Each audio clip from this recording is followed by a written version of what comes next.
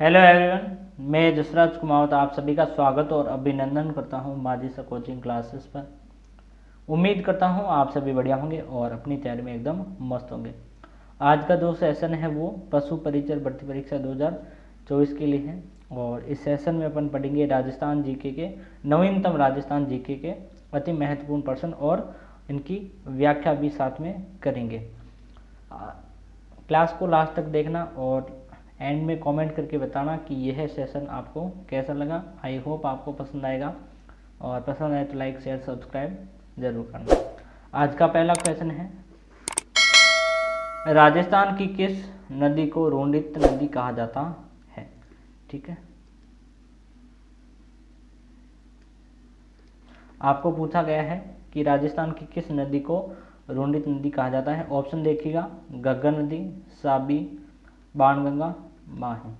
तो किसे कहा जाता है, बाणगंगा नदी को क्या कहा जाता है, रोंडित नदी। यदि आपको एग्जाम में पूछे कि अर्जुन की गंगा किस नदी को कहा जाता है,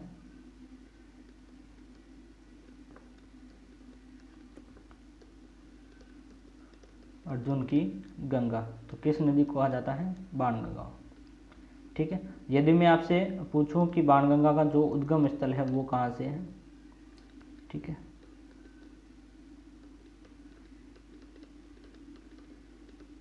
उद्गम स्थल कहाँ से है, तो इसका उद्गम स्थल है बेराट। और पूछूं कि बेराट कहाँ स्थित है, तो आप बोलोगे जयपुर में, तो आपका गलत हो जाएगा। ठीक है, बेराट कहाँ है, कोटपुतली में। जो भी नया जिला बना है कोटपुतली बहरोड में। ठीक है, और पहले कहाँ था, पहले था ये जयपुर में, अब कहाँ है, कोटपुतली बहरोड में। ठीक है, 2-4 और क्वेश्चन है। यदि मैं आपसे पूछूं कि वन की आशा किस नदी को कहा जाता है। ठीक है, वन की आशा,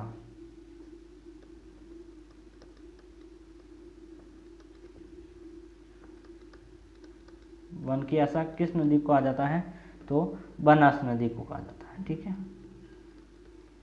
बनास नदी। ठीक, और पूछूं कि राजस्थान की कामधेनु किसे कहा जाता है, कौन सी नदी को कहा जाता है राजस्थान की कामधेनु। राजस्थान की कामधेनु किस नदी को कहा जाता है, चंबल को।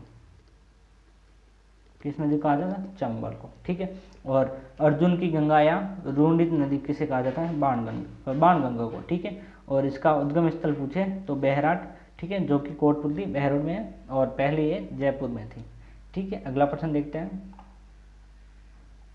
ये क्वेश्चन RS प्री में पूछा गया, 2023 का क्वेश्चन है। ठीक है, ध्यान से देखिएगा।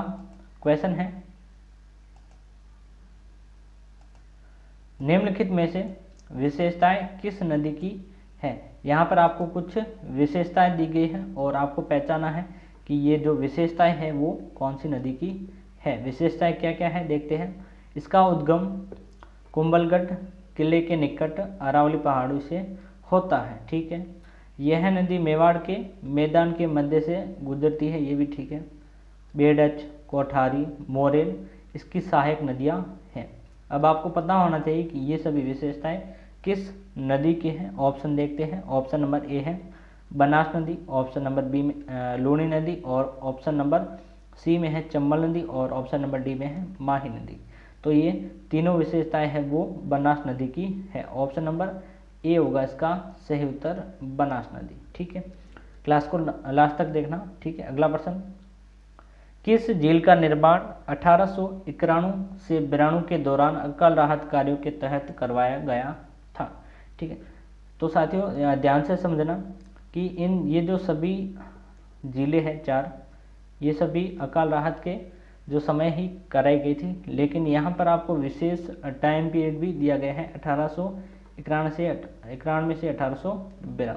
ठीक है, तो कौन सी झील का निर्माण कराया गया अपन देखते हैं। ऑप्शन आपने देख लिए तो आपको कमेंट करके बताना इसका राइट आंसर क्या होगा। और जो प्रश्न संख्या 3 है इसका राइट आंसर क्या होगा आपको कमेंट करना है। ठीक है, इसका यदि मैं उत्तर बताऊं तो इसका राइट आंसर होगा फॉयसागर झील। फॉयसागर झील, इसका निर्माण किसने करवाया, तो इंजीनियर फॉय ने। इंजीनियर पॉइंट, ठीक है। कौन सी नदी का जल इसमें आता है, ठीक है, तो बांडी नदी का। कौन सी नदी, बांडी नदी का जल है वो फौज सागर झील में आता है। और यह कहाँ है आपको कमेंट करके बताना है, ठीक है, यह कहाँ है आपको क्या करना है, कमेंट करके बताना है, ठीक है। और इसका टाइम पीरियड दिए गए हैं 1891 से 1892, ठीक है। अगला प्रश्न देखते हैं। लेवा तालाब नामक वर्षा जल संग्रहण संरचना किस जिले में स्थित है? बहुत ही अच्छा क्वेश्चन है। ऑप्शन देखिएगा, ऑप्शन नंबर ए है कोटा, ऑप्शन नंबर बी है बारा, ऑप्शन नंबर सी में है बूंदी, ऑप्शन नंबर डी है भीलवाड़ा। तो इसका सही उत्तर होगा ऑप्शन नंबर बी, बारा। ऑप्शन नंबर बी होगा इसका सही उत्तर। कौन सा तालाब, लेवा तालाब, ठीक है। राजस्थान के निम्नलिखित झीलों में से कौन सी झील राष्ट्रीय झील संरक्षण कार्यक्रम NLCP के अंतर्गत नहीं आती है, ठीक है। आगे पढ़ने से पहले दोस्तों मैं आपको बता दूं कि यह जो कार्यक्रम है कौन सा, राष्ट्रीय झील संरक्षण कार्यक्रम, ठीक है, यह केंद्र सरकार द्वारा चलाया गया एक कार्यक्रम है, ठीक है, नाम से स्पष्ट है, केंद्र सरकार का कार्यक्रम है, जिसके तहत देश के अंतर्गत जितनी भी झीलें हैं उनके संरक्षण का कार्य किया जाता है, ठीक है। और इसके अंतर्गत राजस्थान की 6 झीलें हैं, राजस्थान की 6 झीलों को शामिल किया गया है। कौन कौन सी वो मैं आपको बताता हूँ, ठीक है। और आपको इस क्वेश्चन में पूछा गया है कि कौन सा अंतर्गत नहीं आती, इस पर भी आप विशेष ध्यान करना है, ठीक है। कौन कौन सी जिले हैं,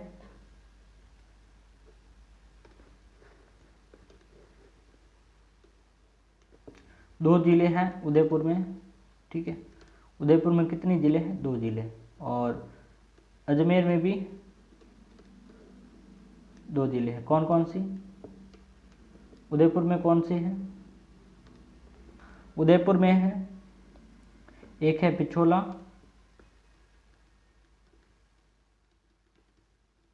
और एक है फतेह सागर, ठीक है। और मैं बात करूँ अजमेर की, तो अजमेर में है कौन सी, एक तो है पुष्कर और एक है आना सागर, आना सागर। ये कितनी जिले हो गए, 4 जिले, 2 जिले, एक पिछोला, एक फतेह सागर, फिर है पुष्कर, एक है आना सागर, ये 4 हो गए। 2 और हैं, एक है जयपुर में मानसागर, मानसागर कहाँ है, जयपुर में, ठीक है। और एक है नक्की झील, आप सभी ने नाम सुना होगा, जो कि सिरोही आबू में है, ठीक है, आबू सिरोही में। एक कौन सी, नक्की झील, कौन सी, नक्की झील कहाँ है, आबू सिरोही में, ठीक है। कितने हो गए, 6 हुई। कौन कौन सी, एक है पिछोला, फतेह सागर, पुष्कर, आना सागर, मानसागर और नक्की झील। और क्वेश्चन को आप ध्यान से देखना, राजस्थान की निम्नलिखित झीलों में से कौन सी झील राष्ट्रीय झील संरक्षण कार्यक्रम के अंतर्गत नहीं आती है। ऑप्शन देखना, ऑप्शन नंबर ए है मानसागर, ऑप्शन नंबर बी में है आना सागर, और ऑप्शन नंबर सी में है पुष्कर, और ऑप्शन नंबर डी में है बजाज सागर। और आपको पूछा गया है कि इनमें से कौन सी झील नहीं है, ठीक है, तो ऑप्शन नंबर डी होगा इसका राइट आंसर, बजाज सागर, ठीक है। अगला प्रश्न, निम्नलिखित में से कौन सी झील जगमंदिर व जगनिवास के लिए प्रसिद्ध है। अच्छा क्वेश्चन है, फतेह सागर, पिछोला झील, आना सागर, जयसंबंध झील। तो इसका सही उत्तर होगा ऑप्शन नंबर बी, पिछोला झील। महान सीमा भ्रंश में से नहीं गुजरता है, कौन सा जिला है जो महान सीमा भ्रंश से नहीं गुजरता है।